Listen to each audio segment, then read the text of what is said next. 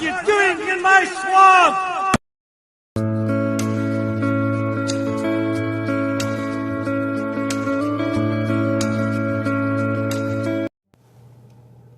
Hello everybody, this is Ogre and I'm going to be doing my ranking for all 10 movies in the Disney Renaissance era. This is my childhood and the movies that were released from 1989 to 1999, and it's a big era for Disney fans and stuff, especially us who grew up in the 90s and late 80s and early 2000s and stuff, that these movies were big staples of our childhood and everything, and some of these are among my most favorite Disney movies and stuff because of growing up with them in this era and everything. So, I think most of them are really good. There's only really two that I don't think are quite on par with the rest, but I think most of these movies are all really good and everything.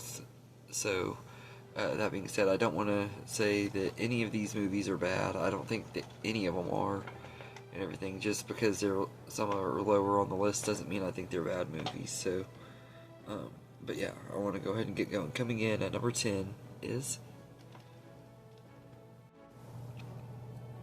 The Rescuers Down Under. Now, this one is like a lot of Disney sequels. It just feels like it came out too late and everything. It came out 13 years after the original. The animation style is really gorgeous and stuff. I'm not going to lie and say that the animation isn't gorgeous and everything. And the story is pretty good, but it just isn't on par with the original movie to me. I know most people say this one is better because it has slicker animation and everything, but I just don't feel like it's as strong as that first Rescuers movie from the 70s.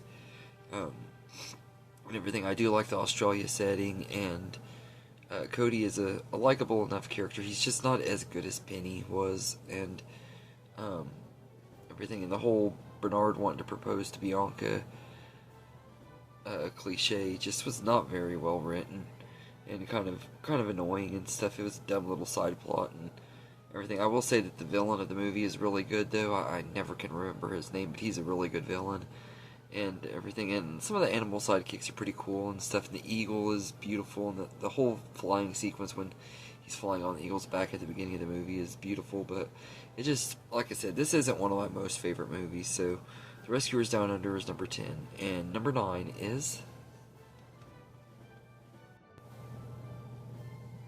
Hercules. Now this one is one that I know a lot of people absolutely love, especially ones that grew up in the 90s and stuff and everything. And I get it, this movie was kind of everywhere when it first came out because they were really big at promoting their Disney movies back then. But Hercules is just not one of those movies that I've ever really connected with. I don't think it's a really excellent movie. I don't think it's near as good as the other movies from this era out of the original ones and stuff, and it's okay.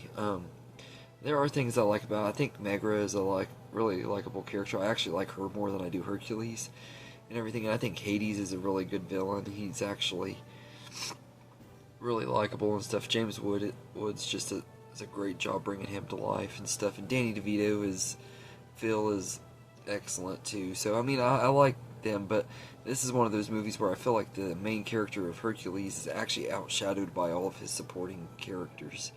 So even the villain sidekicks, Pain and Panic, I think were more interesting than Hercules and stuff. And I feel like this movie could have been better. It felt like a Disney's take on Superman using Hercules and stuff, and it could have been better and everything. So Hercules is number 9, and number 8 is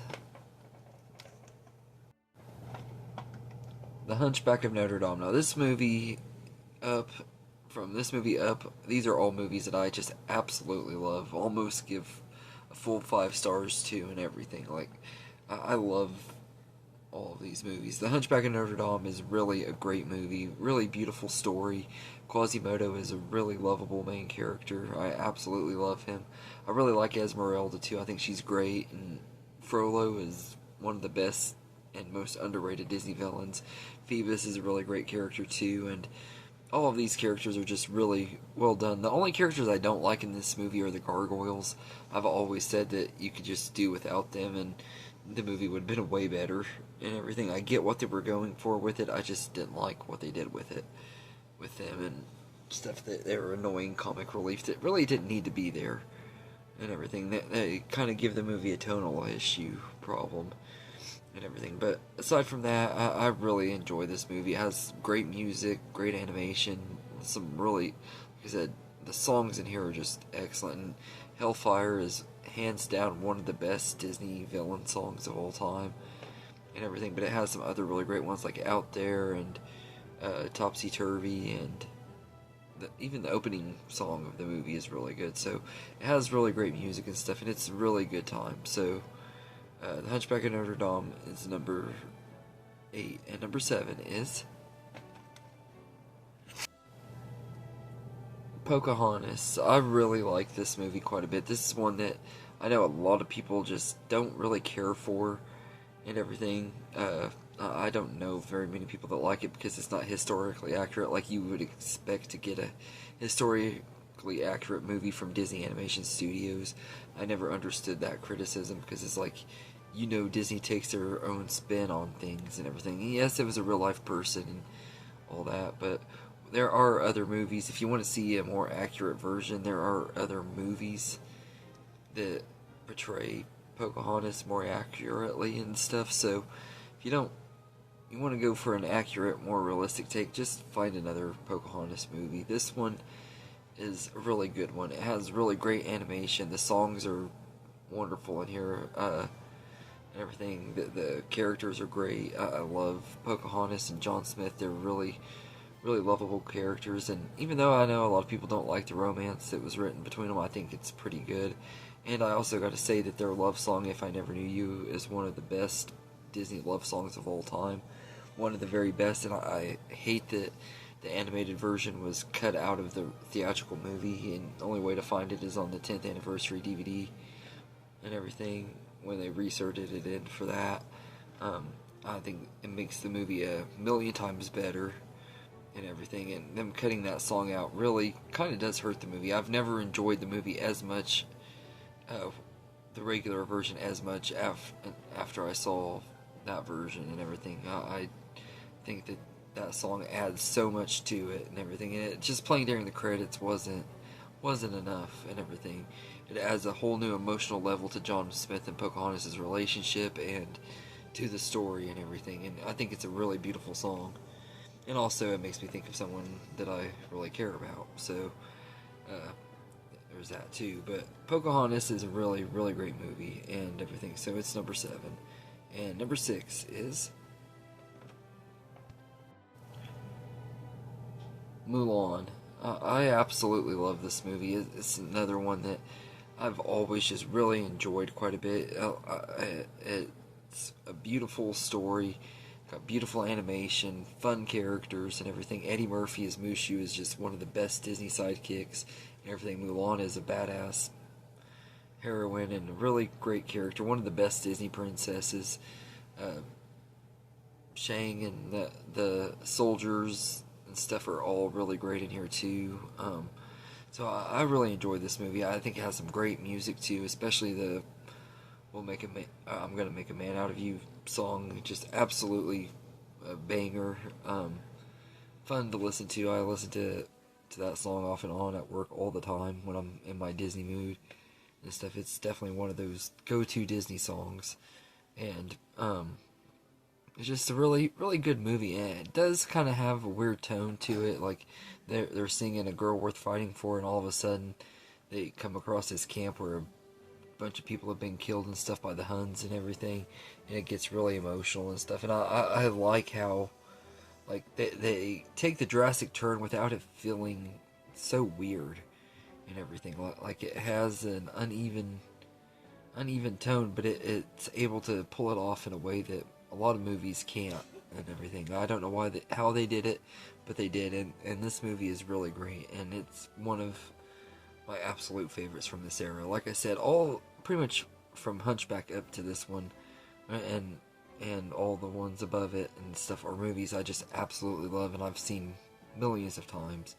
And this is definitely another one of those that I never get tired of watching and everything. And the music is great in here too. And the song Reflection is beautiful too, although I don't care for Christina Aguilera's version.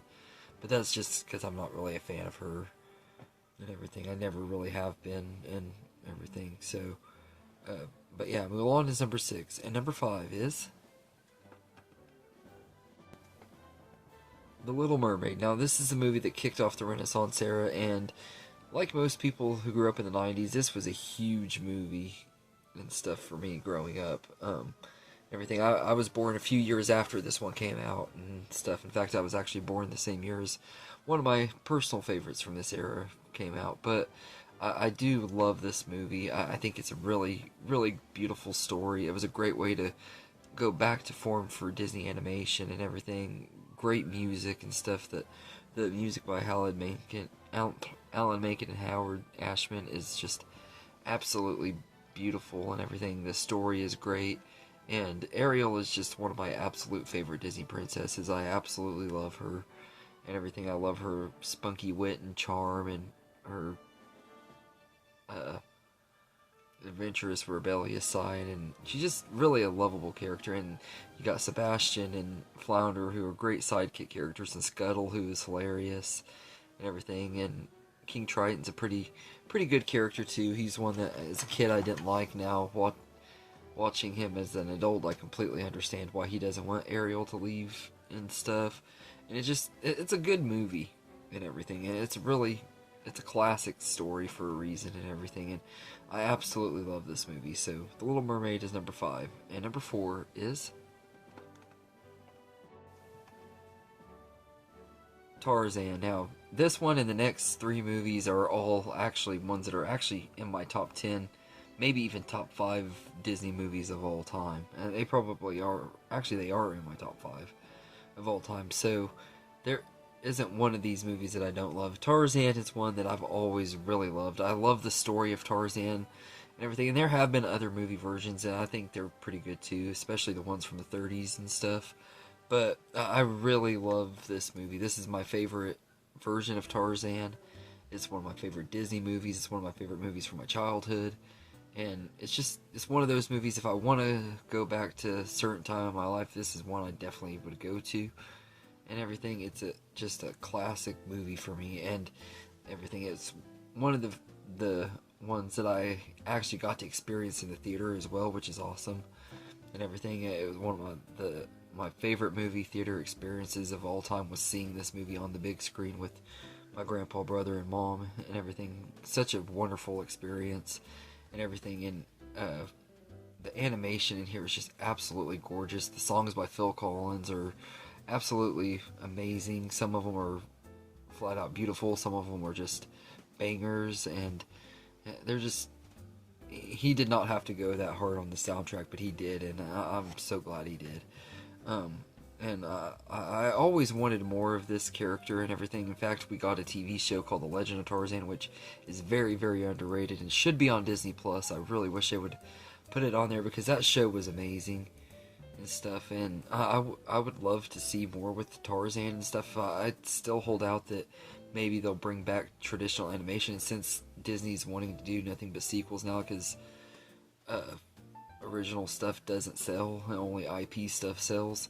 I would love for them to go back and revisit Tarzan and do a theatrical sequel to it and everything, because I always felt like Tarzan was one of those characters that they could do a lot more with than what they did and everything. I always wanted more Tarzan, like real sequels, not the midquel that we direct-to-video midquel that we got, or that direct-to-video sequel that was 3 episodes of the show tied in together. The show is the closest we got to a really good sequel. And I do like the show, though. Like I said, don't get me wrong, but I would love a theatrical movie sequel. And maybe even incorporate some of the things that were in that show into the movie and everything, and give it the big budget and everything. This is one of those movies that I want more of these characters, and I felt like Disney never gave us as much as they could have with Tarzan. So, but yeah, so this one is number 4. And number 3 is The Lion King. I really debated between whether I wanted to put this one above Tarzan or not, But I can't deny how much I love this movie. The Lion King is a very important movie to me. I have been a fan of going to the cinema as long as I can remember, and this was the very, very first movie I ever saw in the cinema. And all these years later, 30 years later, I am working at that cinema that I saw this movie in. So, like, this movie has a big special place in my heart because of that and everything. I love this movie. The animation is just absolutely gorgeous. The songs are some of the best Disney songs of all time and everything. The characters are some of the best characters of all time. Scar is probably my favorite Disney villain of all time. I know I say that Frollo is one of the best, and he definitely is. He's probably second to me, but Scar is probably my favorite villain of all time. Simba is a really lovable character. I find him relatable because he has an evil uncle and everything, although my uncle makes Scar look like a saint. But I had an evil uncle just like Scar, so I always related to Simba growing up and everything, and I just absolutely love this movie. And The Lion King is an absolute masterpiece, and it easily is number 3. And number 2 is Aladdin. I absolutely love this movie. I think it's a really, really great story, and it has some of the best characters of the Renaissance era. My favorite Disney sidekick of all time is in this movie with the genie, voiced by Robin Williams, who is my favorite actor of all time. I absolutely love him in this movie. The music in here is great. I love Friend Like Me and Prince of Leave, which are the genie songs, which naturally they're my favorite because he's my favorite character. But you also got A Whole New World and One Jump Ahead, which are great songs too, and everything. All of the other characters aside from the genie are great too. Aladdin is one of the best Disney main characters out there, one of my favorite Disney heroes, if not my favorite. Jasmine is a really great princess. Jafar is one of the best Disney villains of all time too, and I just absolutely love this movie. So Aladdin is easily number 2, and my number 1 favorite Disney movie from the Disney Renaissance era is Beauty and the Beast. This is easily my favorite Disney Animation Studios movie of the Renaissance era. It's one of my favorite Disney Animation Studios movies, period. It's actually probably my second favorite of all time, to be honest with you. There's one other one, which I'll talk about when I get to that ranking eventually, because I am planning on ranking all 62 movies, or however many there are now. But this one is an absolute masterpiece. There is nothing about this movie that I think is wrong with it. Every single thing about it is amazing. The animation, the story, the characters, the music. It's just everything you would expect it to be and want it to be. So I absolutely love this movie and everything. So yeah, I really love this movie, and I easily would say that it is the best of the Renaissance era. Belle is my favorite Disney princess of all time. I find her really relatable, even though I'm not a girl. I just find her relatable. She's kind of an outcast and doesn't fit in with a lot of people except the one person that really understands her and stuff. I kind of relate to that and stuff. Gaston is a really good villain, and I just absolutely love this movie and everything. It's been had a special place in my heart ever since I was a little kid, and it's one of those movies that I love a little bit more every time I watch it, even as an adult and everything. And it's just a really, really great movie. And when I think of great Disney movies, this is definitely one of the ones that comes to mind. And in some ways, I even would almost say this is my favorite Disney movie. But out of ones that came out during my generation and stuff, this is easily my favorite one and everything. Yeah, anyway,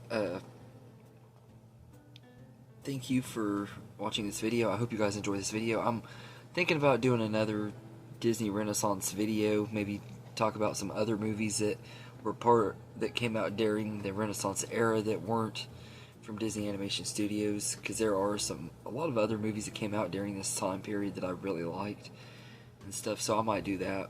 Do a top 5 or 10 of those movies that aren't from Disney Animation Studios, because I feel like there's a lot of other ones that I could cover and stuff. So I might do that. But yeah, this is a really special era to me. I know most people who grew up in this era feels the same way and everything. But yeah, so anyway, let me know in the comments what you think of this ranking. If you want, tell me your favorite and least favorite movies from this era, or you can do your full ranking however you want to do it. And I hope you enjoyed this video, and have a good day, everybody.